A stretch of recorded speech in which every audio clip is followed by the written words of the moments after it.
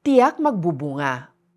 Bata pa lang si Chel, sinasama na siyang palagi ng nanay niya sa church para dumalo ng Sunday school.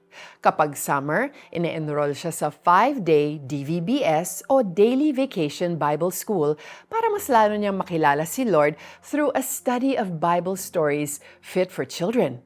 Binibigyan din siya ng nanay niya every Sunday ng 20 pesos na pang-offering niya kay Lord. At para lalo siyang ganahang magsimba, minsan ay binibilhan siya ng nanay niya ng isusuot na ternong damit. Pero nang mag-high school si Chel, naimpluwensyahan siya ng mga kaklase.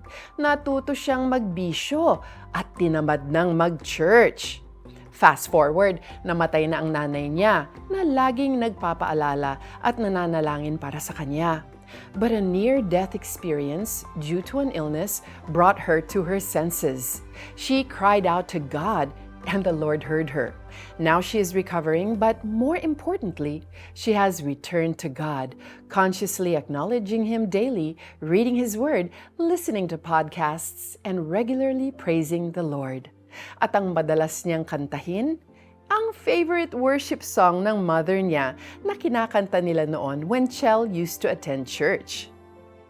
Maaaring may anak, kaibigan, o baka tayo mismo ay dati nang kumilala kay Jesus as Savior at nakapakinig ng Word of God. Pero baka sa paglipas ng panahon ay binaliwala natin, napunta sa ibang bagay ang atensyon natin, nakalimutan natin si God. Sabi ng Isaiah 55:11, anumang salitang binigkas ng Diyos ay hindi babalik sa Kanya nang walang kabuluhan. Kung nakapakinig ng salita ng Diyos ang mga mahal natin sa buhay o tayo mismo, magbubunga yon ayon sa kalooban ng Diyos. And God's will for us is to be with Him and to be set apart for Him, living a purposeful life filled with God's love and grace. Let's pray. I praise you, O God, for your word and purpose for our lives will always prevail. Ang sinabi ninyo, tiyak na mangyayari. Sa ngalan ni Jesus. Amen. Here's what you can do.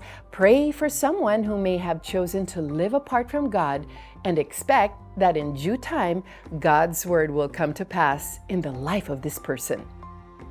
Gayun din naman ang mga salita na lumalabas sa aking bibig. Ang mga ito'y hindi babalik sa akin na walang katuturan.